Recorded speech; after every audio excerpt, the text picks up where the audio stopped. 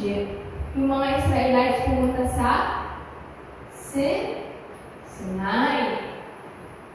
So, nag-camp daw sila doon. Sino na nakatry ng camping? Sa Girl Scout, Boy Scout.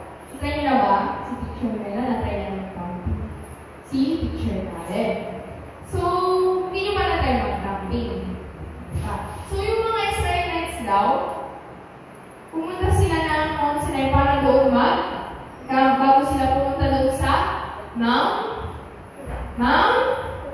mountain.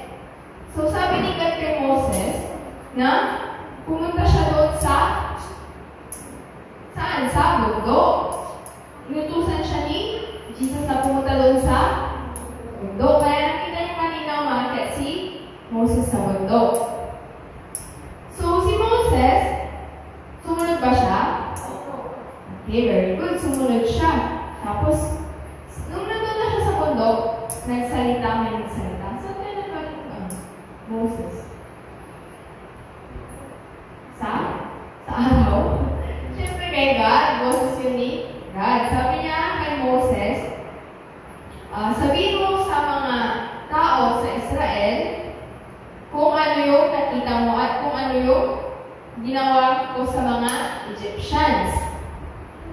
At kung paano kayo inalis sa Egypt. Sabi niya, kapag sinunod mo yung utos ko, kapag sinunod nito yung utos niya, ano kaya mangyayari? Makikita natin kung ano mangyayari pag sinunod ni Moses yung utos ni Jesus. So si Moses, bumalik na siya sa baba. Tapos, hinawag niya yung mga tao. Sabi niya, kinausap ako ni God, tapos nagkaroon kami ng agreement. Kapag may mga friend kayo, meron ba kayong mga agreement? Anong agreement niya? Rian.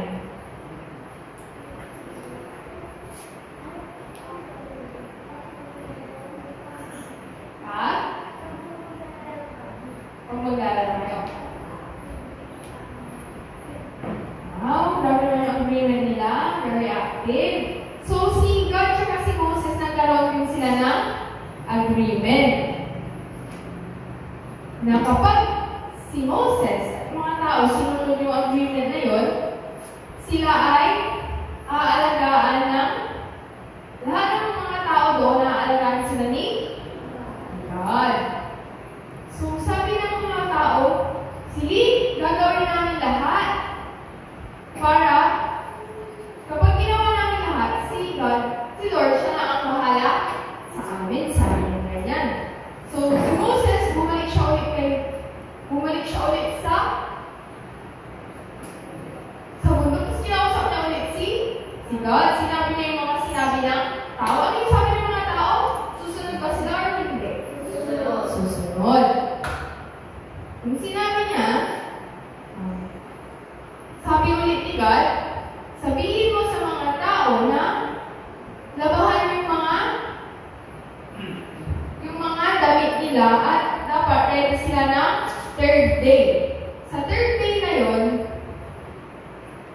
bababa siya sa Mount Sinai. Ano gagawin nila sa mga damit nila? Lalabahan. Tapos kailan dapat maging ready? On the third day. Sabi niya, sabihin mo na huwag silang pupunta sa bundok. Kasi si God ang bababa. Huwag daw pupunta yung mga tao sa bundok or huwag daw hahawakan. Ano yung mangyayari pag hinawakan nila? Or pumunta sila sa bundok? Anong mangyayari? Sila ay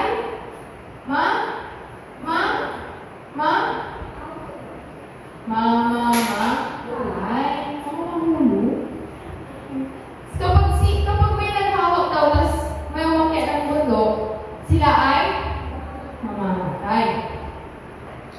So, bumaba ulit si Moses from the mountain, tapos sinabihan niya na yung mga tao na taban yung damit, tapos dapat yung gabi na ready na ng 30.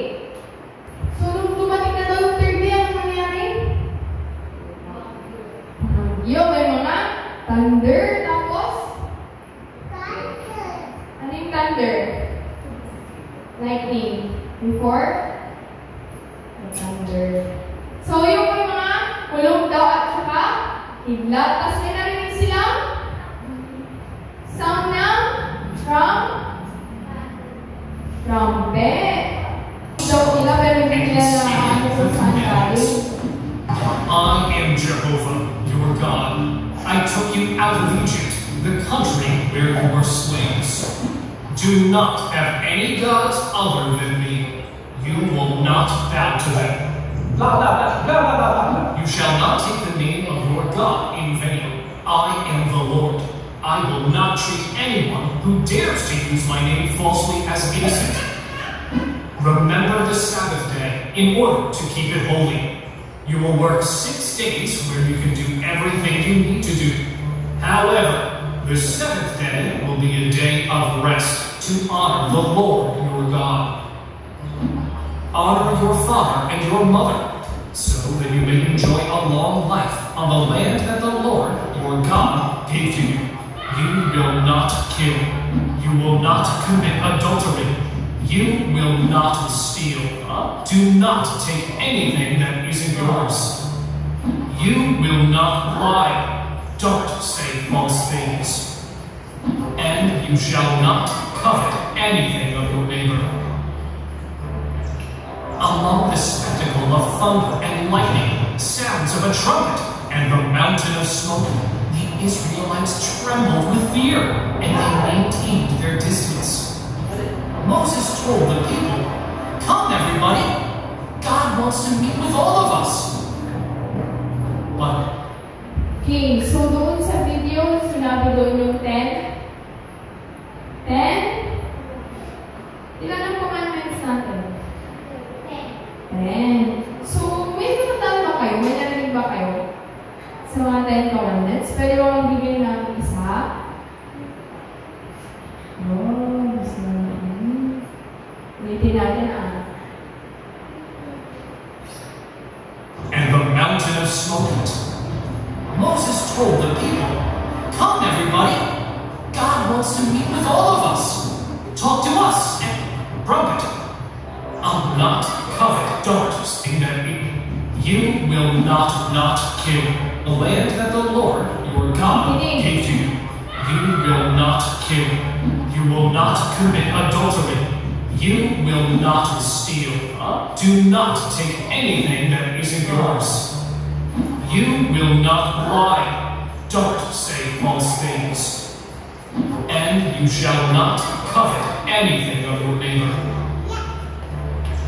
Among the spectacle of thunder and lightning, sounds of a trumpet, and the mountain of smoke, the Israelites trembled with fear. May natatandaan na ba kayo doon sa mga sinabi? Wala. Kahit isang commandment lang. Gino. Isa lang. You will not kill. Okay, very good. Bigyan natin siya ng palakpak. Fireworks. Okay, 1, 2, 3, go!